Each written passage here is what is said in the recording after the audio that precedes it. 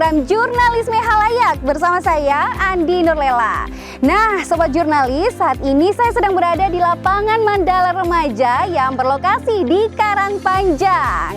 Nah, lokasi ini selain sebagai lapangan sepak bola, ternyata sering digunakan oleh warga Kota Ambon untuk beraktivitas olahraga seperti lari pagi maupun sore hari. Ingin tahu seperti apa suasana di dalam lapangan Mandala Remaja?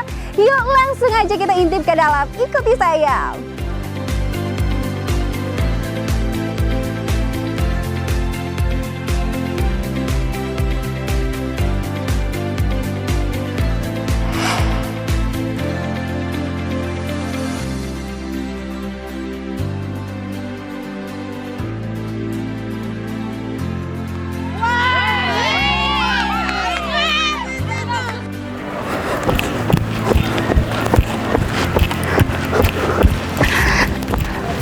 Jurnalis, pasti tahu dong Maluku telah banyak melahirkan pesepak bola andalan tanah air dan bahkan internasional. Di kancah internasional ada nama seperti Giovanni van Bronckhorst, Sonny Siloe, Mark van Bommel, dan sederet nama lainnya yang pernah tergabung dalam timnas Orange. Sedangkan di panggung sepak bola Indonesia, siapa yang tidak kenal Barje Matula Pelua, Hamzah Lestaluhu, dan Muhammad Lestaluhu. Tentunya kita sudah tidak ragu lagi dengan prestasi mereka di dunia sepak bola.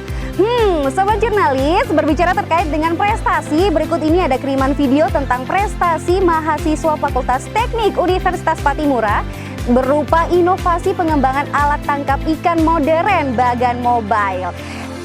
Seperti apa ya wujud inovasi ini? Kita akan saksikan videonya berikut ini, disusul dengan video yang berikutnya terkait dengan wisata Pantai Liang. Ini dia videonya.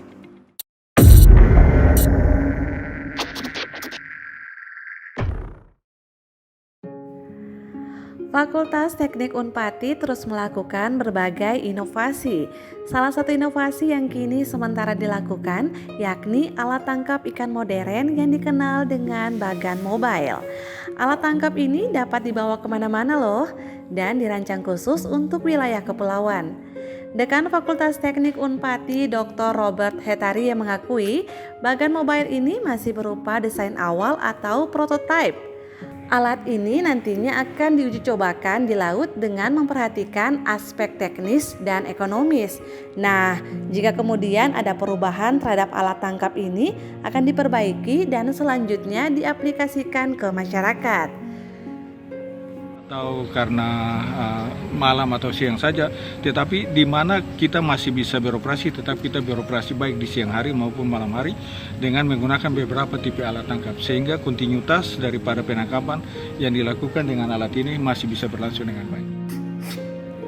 Bagan Mobile sangat tepat dioperasikan pada daerah-daerah penangkapan yang tidak memiliki fasilitas penampungan ikan Sobat Jurnalis, karena pada alat tangkap tersebut terdapat fasilitas keramba yang dapat menampung ikan. Selain itu, alat ini juga menggunakan alat tangkap seperti jaring angkat dan rawai dasar.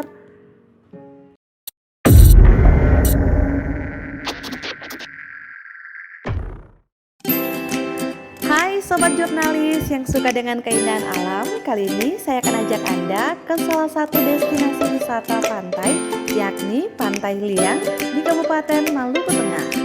Tidak ada yang berubah dari pantai ini, dipenuhi dengan pepohonan yang rindang dengan berlatar belakang laut. Wow, bisa menghilangkan kepenatan di tengah pandemi COVID-19. Pantai ini menjadi salah satu destinasi wisata pantai yang sangat banyak dikunjungi di waktu liburan. Siang teman-teman, sekarang kita berada di Pantai Liang ya. Bisa dilihat bagaimana kondisi keadaan yang sekarang berada di Pantai Liang. Cukup ramai pada siang hari ini dan suasananya cukup ya, nggak terlalu kompak. Dan walaupun keramaian tetap berada pada protokol kesehatan, yaitu memakai masker. Perjalanan dari Kota Ambon ke Pantai Liang hanya ditempuh dengan waktu 45 menit jika menggunakan kendaraan pribadi. Namun, jika menggunakan angkutan umum bisa lebih dari 45 menit ya Sobat Jurnalis. Suasana begitu tenang saat tiba di pantai ini. Nah, Sobat Jurnalis, luangkan waktu Anda ke sini dan nikmati suasana Pantai Liang. Anda hanya hanya perlu mengeluarkan Rp5.000 saja untuk menikmati keindahan pantai dengan berbagai jajanan yang ada. Namun, jangan lupa saat berpergian keluar rumah harus mengenakan masker ya, menjaga jarak, dan selalu mencuci tangan.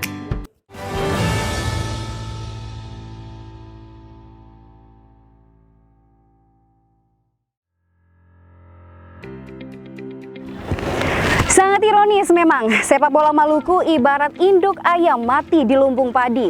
Banyaknya prestasi di kancah internasional dan nasional sepertinya tidak sejalan dengan prestasi lokal sepak bola Maluku yang masih terpuruk hingga saat ini. Nah, sobat jurnalis, saat ini saya sudah bersama dengan pemerhati sepak bola, Bung Roni Samloi. Selamat sore, Bung. Selamat sore, Ca. Baik. Siap, baik. Seperti apa problematika atau rintangan di industri sepak bola Maluku nih, Bung? Ya, boleh saya bercerita. Kalau bicara prestasi harus dibagi dua. Ya. Prestasi kalau secara individual, Ya. artinya pemain-pemain berdarah Maluku itu oke. Karena orang pasti tidak akan pernah lupa Giovanni Van Bronckhorst, Denny Lansat, Ya. Johnny Haitinga, Mark Van Bommel, Ya. atau kalau di nasional itu Roni Patinasrani, Berce Matula Pelua. Itulah nama-nama yang pernah mengharumkan sepak bola internasional dan bukan nasional. Ya. Itu secara individual. Tapi kalau secara kolektif, secara daerah, saya pikir ini yang mesti digarisbawahi. Karena memang prestasi sepak bola kita di level daerah itu secara tim itu belum begitu memukau. Lalu berikut kalau bicara soal industrialisasi sepak bola ini masalah. Ya. Masalah karena kita belum menuju sampai ke arah itu. Karena kalau bicara soal industri sepak bola itu bicara seluruh komponen itu harus komprehensif.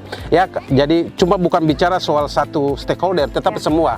Kalau kita mengacu di Undang-Undang Sistem Keolahragaan Nasional, maka ada 3 tumpu yang berperan penting dalam pembinaan pengembangan olahraga, yaitu pemerintah, kemudian dunia usaha dan masyarakat. Untuk Maluku sendiri, Bung, bagaimana untuk dia prestasi di tingkat nasional? Bagaimana menurut hemat Bung? Iya, kalau di Maluku saat ini kita mungkin lebih fokus pada pembinaan usia muda. Usia muda yang merangkak pada level remaja, kemudian mereka dikirim ke klub-klub misalnya yang bisa bekerja sama Persebaya Surabaya, ada juga Arema, itu saja. Tetapi kalau mau bilang sampai komitmen harus melalui sebuah tim yang mewakili daerah, saya pikir masih sulit karena memang pemerintah daerah di Maluku ini yang saya lihat kurang pro terhadap sepak bola. Upayanya bagaimana? Ya, Bung? upayanya saya pikir ini perlu kerjasama semua pemangku kepentingan. Pers, media itu punya peranan penting untuk bisa terus menggugah pemerintah daerah bahwa mengapa sampai PSA Ambon, mengapa sampai tidak ada tim dari Maluku yang bisa berkiprah di Liga 1, Liga Elit Nasional, begitu. Baik, Bung, terima kasih untuk bincang-bincangnya, Bung. Siap. Nah, pemirsa, ternyata tidak mudah membangun industrial sepak bola Maluku. Seperti halnya tidak mudah ketika kita ingin membangun skill tertentu dalam diri kita, seperti teman-teman dari Gerakan Perempuan Maluku atau PERMI yang sedang giat banget nih membangun skill public speaking mereka. Nah, kita akan saksikan video kegiatan mereka, tapi sebelum itu kita akan saksikan 2 kiriman video dari Mojo juga, relawan Mojo juga, yakni terkait dengan perayaan Imlek tahun ini dan juga tenggelamnya 5 mahasiswa politeknik di Pantai Sopapei Negeri Suli. Berikut ini videonya.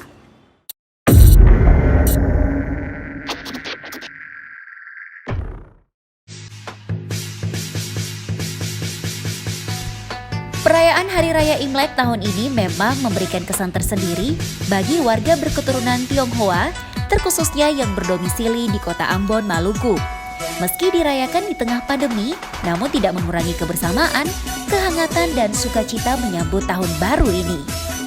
Salah satunya adalah memilih merayakan bersama keluarga di sebuah kafe di kota Ambon, yakni Kafe Prana, berlokasi di Desa Amahusu, Kota Ambon.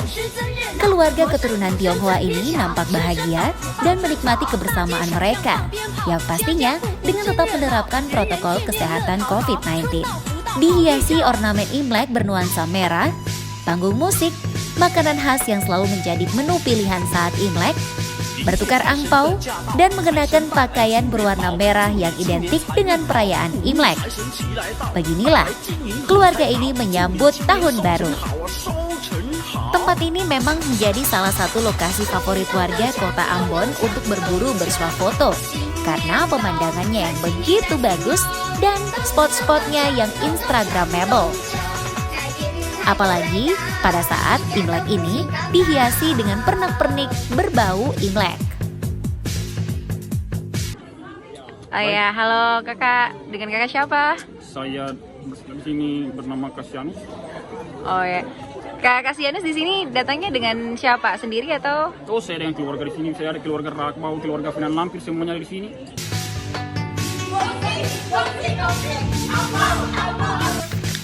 Perayaan Imlek tahun 2021 ditandai dengan pergantian tahun tikus logam ke tahun kerbau logam yang memiliki makna pekerja keras, tekun, memiliki kesabaran tinggi dan terencana untuk mencapai kemajuan. Semoga dengan semangat tahun baru Imlek, kita diharapkan untuk bisa menyelesaikan tantangan yang ada dan keluar dari krisis saat ini.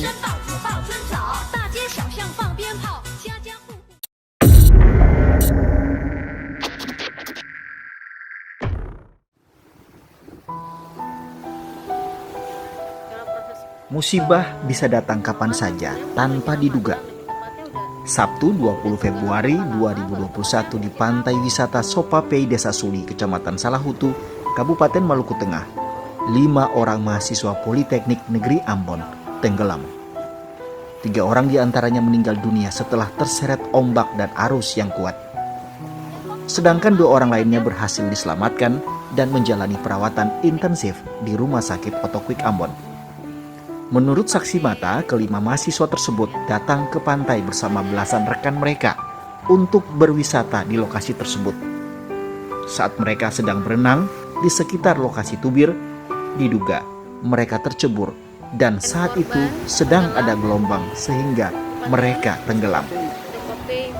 Nah, sobat jurnalis, tenggelamnya 5 mahasiswa Politeknik Negeri Ambon menjadi pengalaman berarti bagi kita saat berada di area pantai.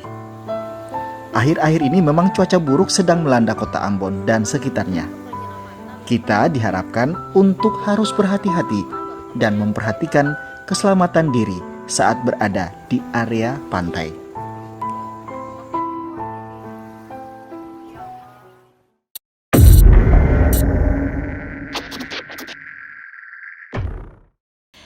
Kemampuan seseorang berbicara di depan umum atau public speaking saat ini telah menjadi standar kompetensi di beberapa perusahaan. Itulah sebabnya mengapa public speaking merupakan bekal yang paling berharga saat ini. Berkaitan dengan hal itu, beberapa waktu lalu oleh Gerakan Peduli Perempuan Perni menggelar kegiatan public speaking dengan tema Millennial Women Dare to Speak. Kegiatan ini menghadirkan penyiar TVRI Maluku, Monica Seipala, sebagai narasumber.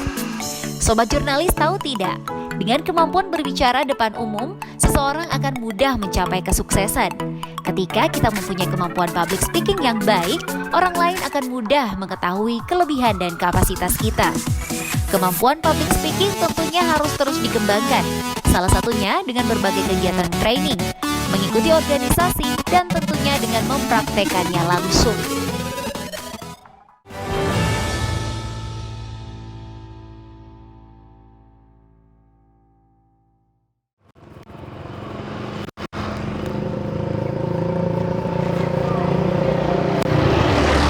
Demi tercapainya prestasi sepak bola di Maluku, baru-baru ini telah di-launching Maluku Football Club. Nah, sobat jurnalis, tepat di samping saya adalah lapangan sepak bola Negeri Laha, di mana lokasi ini dijadikan sebagai pemusatan latihan bagi para pemain yang tergabung dalam Maluku Football Club. Yuk langsung aja kita lihat lebih dekat latihan yang sementara dilaksanakan.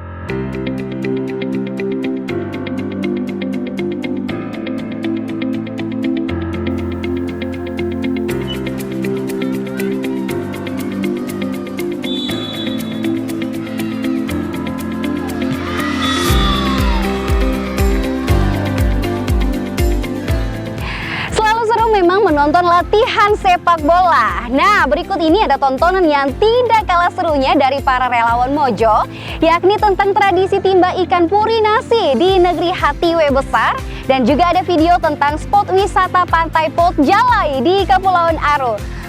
Seperti apa ya keseruannya? Yuk langsung aja kita simak.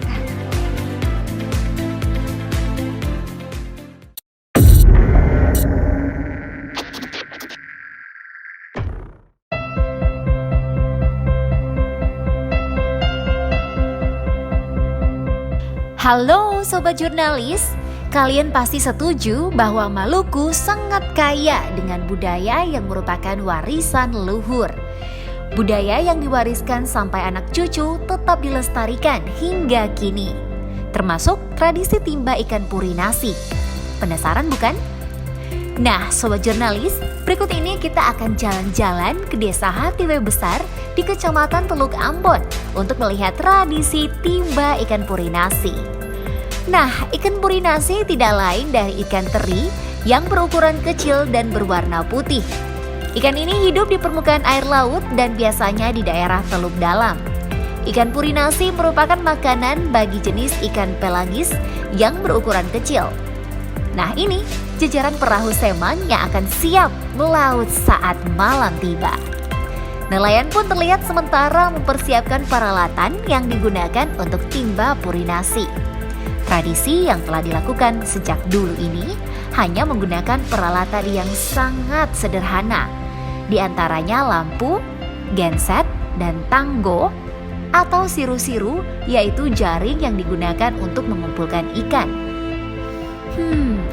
Ternyata dengan peralatan yang seadanya, bapak-bapak nelayan ini dapat mengumpulkan seperahu penuh ikan puri.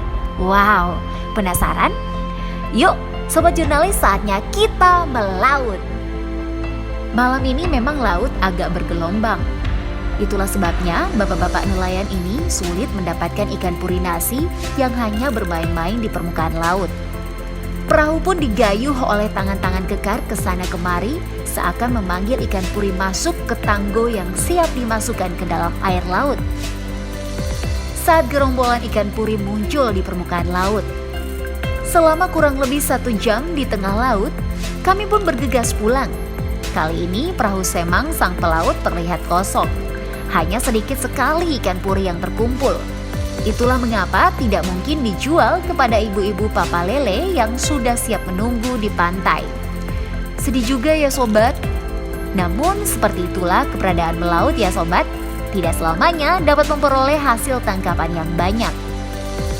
Wah, jalan-jalan kita masih berlanjut ya sobat.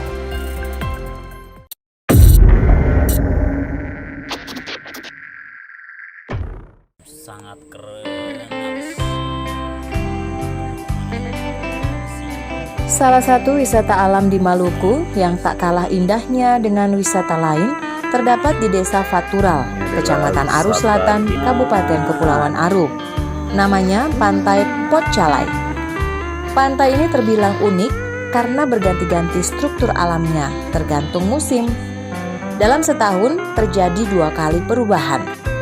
Bila musim timur, pantai ini akan terlihat berbatu. Dan bila sebaliknya musim barat, pantai ini berganti menjadi pantai berpasir dengan butiran pasir yang halus terhampar luas bak gurun pasir nan menawan. Lokasi pantai ini bisa ditempuh kurang lebih 1 jam dari kota Dobo dengan kendaraan bermotor. Nah, bila berkunjung ke Kabupaten Kepulauan Aru, jangan lupa ya singgah di Pantai Potcalai.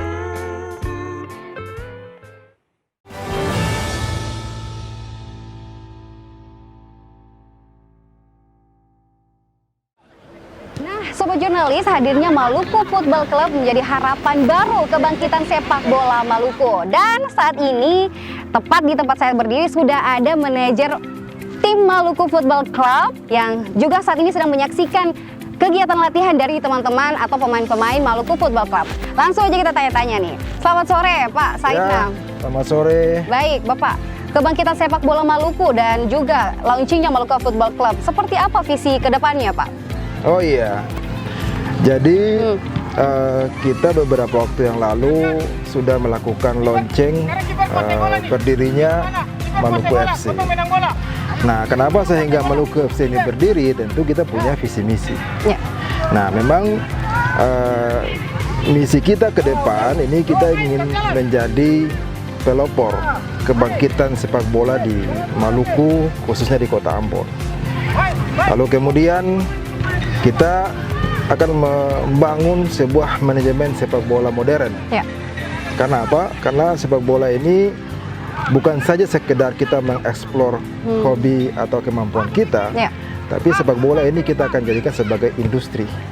Jadi dengan sepak bola ini kita akan melahirkan lapangan kerja bagi pesepak bola itu sendiri.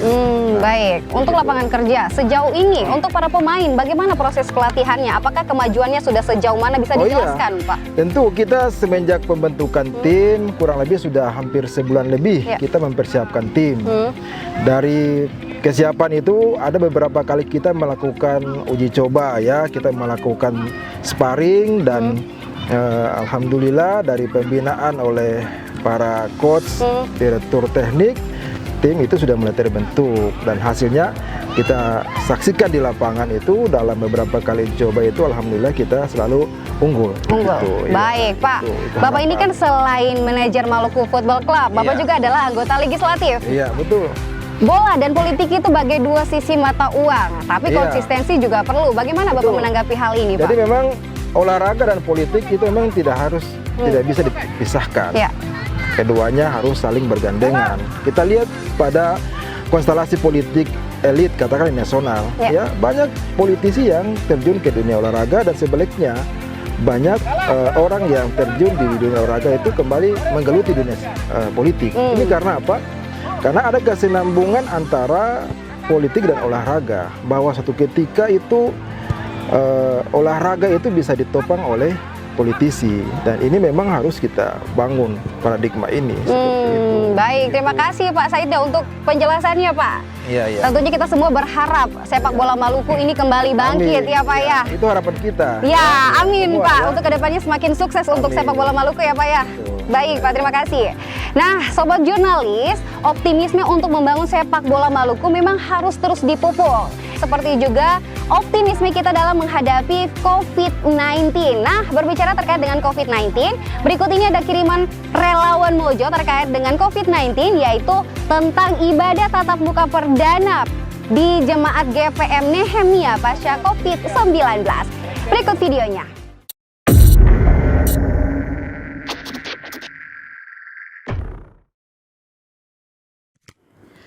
Nah, sobat jurnalis, berikut ini kiriman video dari relawan Mojo, Marta Watratan, mahasiswa program studi ilmu komunikasi UKIM Ambon mengenai dilaksanakannya kembali ibadah di Gedung Gereja Sumber Kasih Jemaat GPM Nehemia. Ibadah di gedung gereja memang selama pandemi COVID-19 melanda dunia ditiadakan sesuai instruksi Majelis Pekerja Klasik Sinode Gereja Protestan Maluku. Nah, lebih dari 1 tahun ditiadakan, aktivitas di gedung gereja Sumber Kasih Jemaat GPM Nehemia kembali dibuka untuk umat beribadah. Eits, sabar dulu. Tidak serta-merta jemaat yang datang beribadah mengabaikan protokol kesehatan. Setiap anggota jemaat yang hendak masuk ke dalam gedung gereja wajib menerapkan protokol kesehatan. Di depan pintu masuk, setiap jemaat harus diperiksa suhu tubuh dan mencuci tangan oleh tim relawan COVID-19. Para jemaat juga harus duduk dengan mengambil jarak sekitar 1 meter. Nah, penerapan protokol kesehatan ini demi kesehatan kita semua juga ya, agar terhindar dari penularan COVID-19. Ibadah perdana yang berlangsung di gedung gereja Sumber Kasih ini dipimpin oleh Pendeta Elweno. Pihak gereja sendiri menyiapkan lebih dari 40 relawan COVID-19 setiap pelaksanaan ibadah-ibadah di gedung gereja Sumber Kasih Jemaat GPM Nehemia.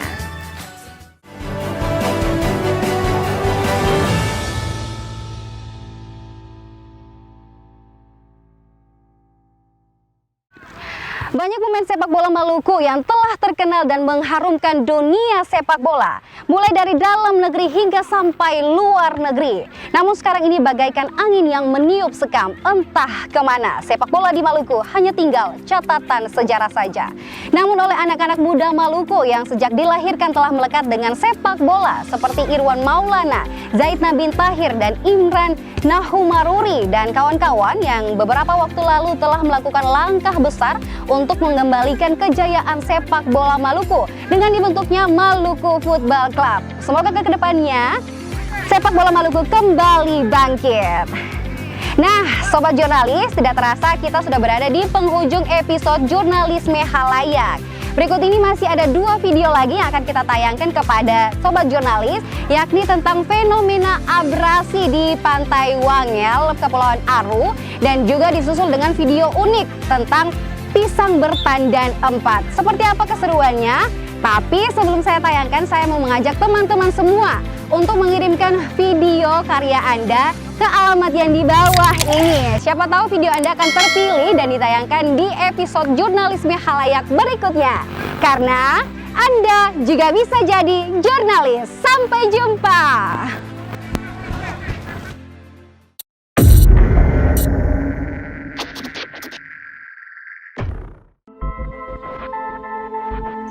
Akibat penambangan pasir dan batu secara ilegal dan dilakukan secara berulang, bahkan bertahun-tahun, membuat pantai di Desa Wangel, Kecamatan Pulau Aru, Kabupaten Kepulauan Aru, terjadi abrasi. Hingga saat ini tidak ada ketegasan pemerintah daerah setempat terkait penambangan pasir ilegal tersebut. Hal ini tentu membuat kebebasan bagi para penambang sesuka hati mereka mengambil hasil alam itu. Olehnya, Pemda diminta memperhatikan persoalan ini, karena bila terus dibiarkan akan semakin merusak lingkungan dan berdampak bagi kelangsungan hidup masyarakat di wilayah ini.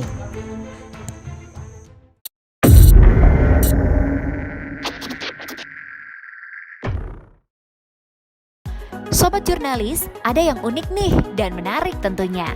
Jika biasanya pohon pisang hanya mengeluarkan 1 tandan saja, namun nyatanya di Desa Ubung, Kabupaten Buru, ada pemandangan pohon pisang bertumbuh dan berbuah 4 tandan pada 1 pohon. Nah, unik bukan? Pohon pisang yang bertumbuh di perkarangan rumah milik Bapak Mahmud, warga Desa Ubung, Kabupaten Buru, tampak lain dari biasanya karena tumbuh dan memiliki 4 tandan pada 1 batang pohon. Meski buahnya belum begitu banyak, namun pohon berjenis pisang 4 bulan ini tumbuh dengan tinggi sekitar 1 meter lebih. Biasanya pisang ini berbuah hanya 1 tandan untuk 1 pohon. Tapi kali ini pisang milik Mahmud berbeda dari biasanya. Sang pemilik menyadari ada keunikan terhadap pohon pisang yang ditanamnya ketika mulai berubah. Mahmud mengaku tidak melakukan perawatan secara khusus pada tanaman pisang yang unik itu. Dirinya berkeinginan jika pisang tersebut akan dikonsumsi oleh keluarganya saat panen nanti, dan direncanakan bibit pisang itu akan kembali ditanam olehnya. Bibit pisang itu juga rencananya akan diberikan kepada tetangga dan berharap pohon pisang bertandan lebih dari 1 itu dapat kembali menuai hasil yang sama.